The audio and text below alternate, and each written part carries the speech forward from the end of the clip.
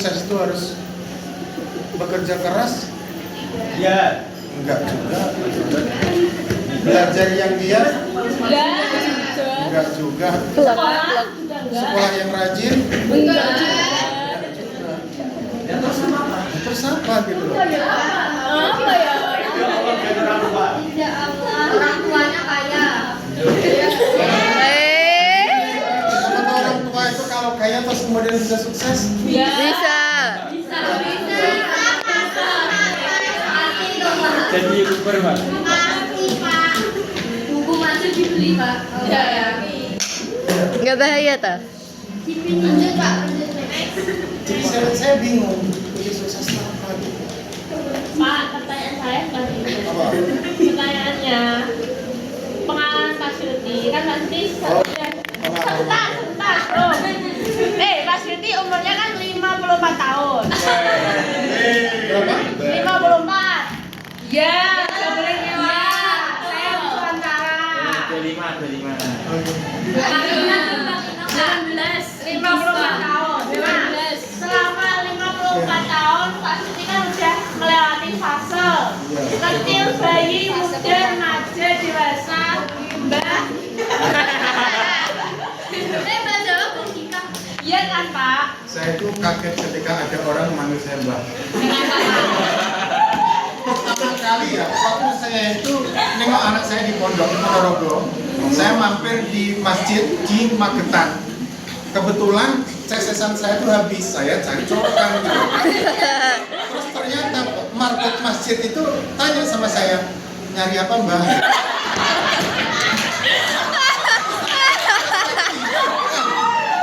Ternyata saya itu sudah tua betul.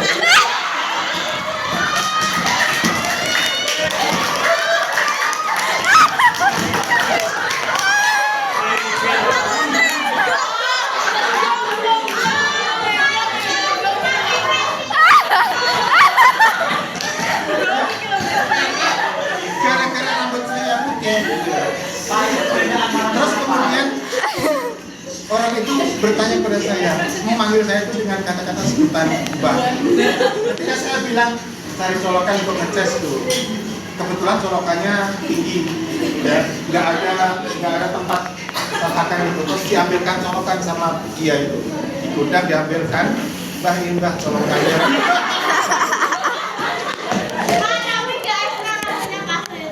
Saya lihat. Keluarnya kemana?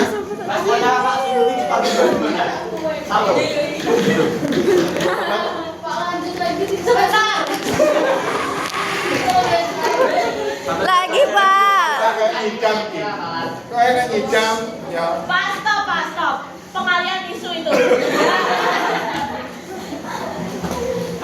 Jadi kunci sukses itu bagi saya belajar rajin enggak. Semua enggak gitu loh. Terus apa gitu loh. Makan jeruk.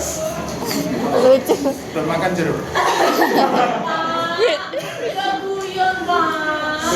Waduh, serius. Sekarang ini apa, Pak? Nah, Bentuk karakternya Pak Saya Syuti. tawari sampai berkali-kali itu hanya satu jawabannya. Apa? Ya. Wow. Secret. Ya.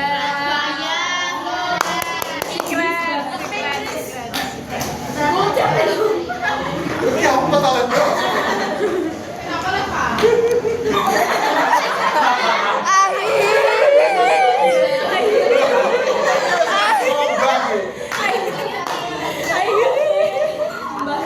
Malah si B lagi, Pak. Bella. Saya panggil abang boleh gitu ya. Terus rambutnya gini kayak susul abang ya. Abang Yuti.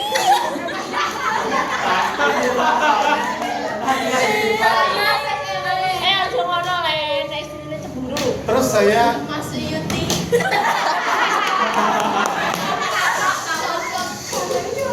itu hanya praduga saja.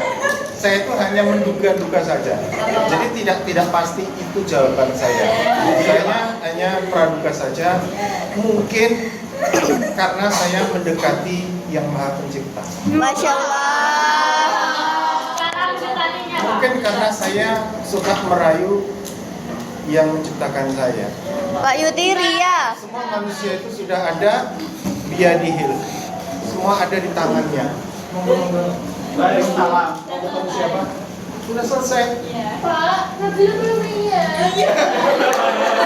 Pak Wulan. Nabila belum iya kan? Kan ini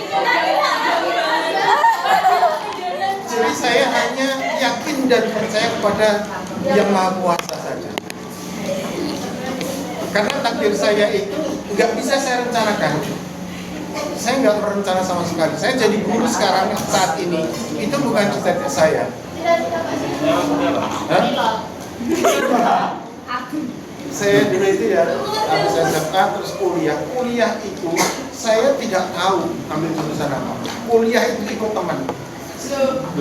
Teman saya kuliah di sana, saya ikut. Jurusan pun itu saya nggak ada kebayang saya akan besok jadi apa gitu. Wes Mas yuk ikut saya kuliah di jurusan Fakultas Tarbiyah saja, ilmu pendidikan. Ya udah saya ikut kuliah ilmu pendidikan.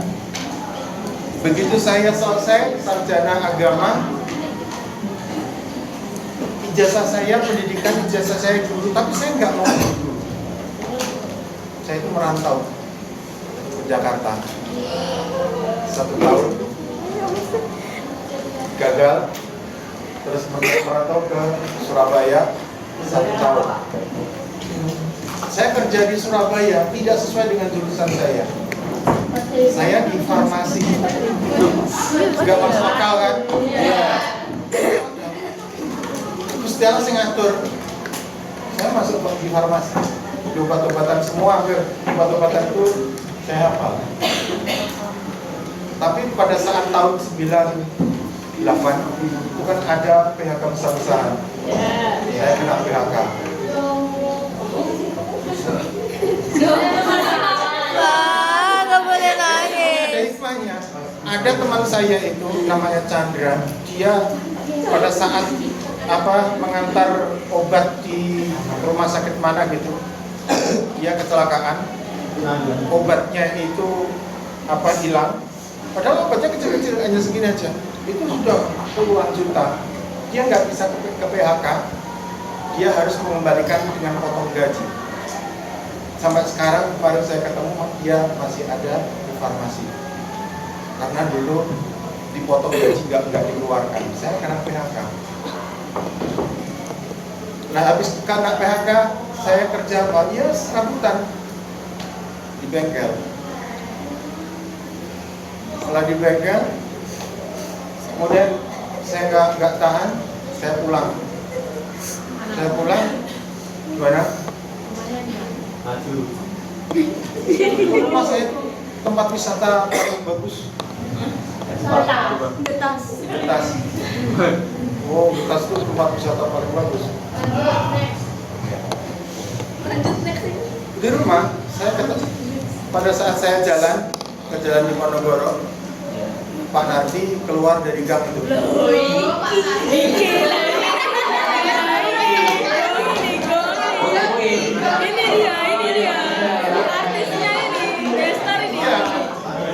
Saya mau lewat, Pak Nardi beduntuk, mukanya ditinggalkan.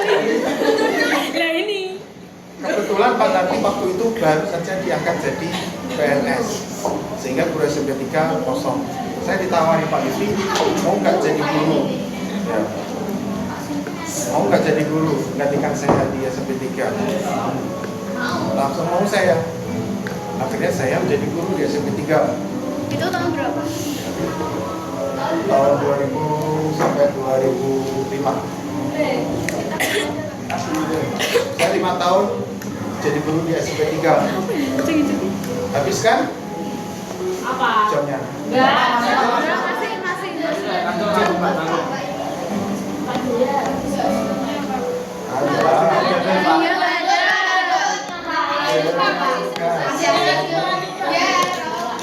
Ya. Saya mengabdi di SMP 3 selama 5 tahun. Ibunya murid saya. Gadong ibu terus tahun sama jadi guru kes. Pak Ibu saya tahu Pak Yuti. Ya tahu lah, Pak Yuti kan tiktoker. Kelas. Masih. Afiliator. Suka nge-live. Terus kemudian saya diangkat tahun 2005.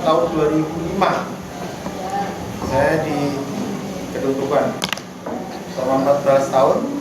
Terus kemudian saya dikembalikan lagi, dimutasi, pindah ke Solusi. Jadi perjalanan saya nggak ada seperti saya rencanakan. Saya merencanakan gagal semua. Ternyata penentu semuanya adalah Allah. Saya pengen ini ya, saya pengen ini, ternyata enggak sesuai harapan. Allah memberikan jalan yang terbaik ternyata. Kalau seandainya perjalanan saya tidak seperti itu, mungkin saya masih kerja di Surabaya. Atau mungkin masih kerja. Pak Yuti hebat.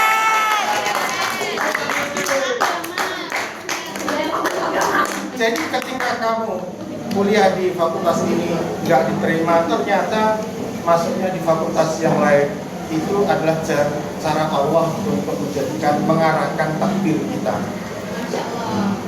Takdir kita. Saya nggak pengen jadi guru, ternyata Allah menuntun saya jadi guru sekarang. Walaupun dulu saya nggak suka. Kenapa ya, Pak? Pak, lalu Islam dulu tuh Pak ya. Iya. Terus itu katanya Pak Yuti ikut marah kan?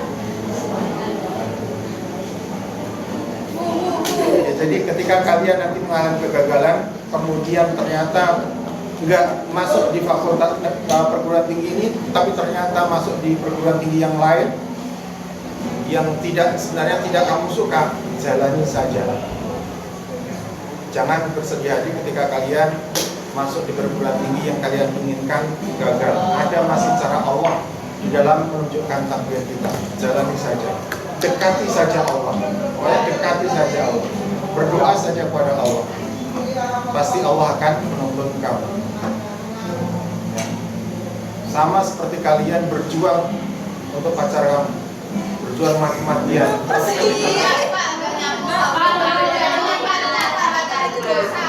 Aduh, yang putus cinta ternyata banyak.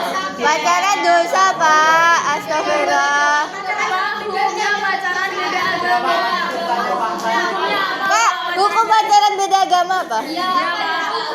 Ternyata yang setiap hari datang ke rumah kamu kalah dengan orang yang bersimpuh di atas sajadah malam hari. Masya Allah.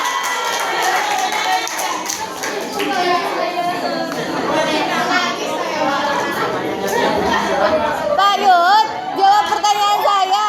Hukum orang pacaran beda agama apa? Ya, cari sendirilah di Google ya. Pak Yudi kan bisa jelasin. Ini loh inang bagi. Sebenarnya saya pengen makan, masih ada 3 gitu. Hari terberat atau merenung kayak gitu loh Pak, itu pas apa? Hari terberat apa? Kayak selama kan Pengalaman Pak Yud. putus asa kayak gitu. Wahab. Kan ada di titik putus asanya, nggak pernah sampai putus asa.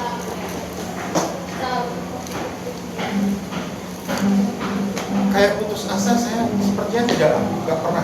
Hari tersedih. Hari tersedih. Hari tersedih itu kalau saya dicueki sama istri saya.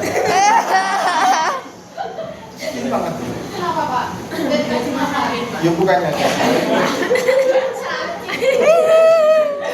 sakitnya tuh di sini. pagi pas Yudi sudahin jadi mancing. Gara-gara tiktokan terus. Pas video unik Pak. Kenapa? Kenapa Pak? Ya nggak tahu lah. Lah, Yang enggak coba. Itu yang tahu adalah wanita biasanya. Ketika jengkel, ketika nggak cocok dengan hatinya, terus ngambek itu biasa. Terus pas tapi gimana kalau cewek? Tapi kalau nggak semua cowok pada Pak. Nggak semua cowok paham. Iya. Iya. Hanya Pak Yuti yang paham. Wey. Pan dia paham tak dicuekin. Ya, yuk. Oke, sudah ya. Bagus. Masih 1 jam, Pak. Tutup.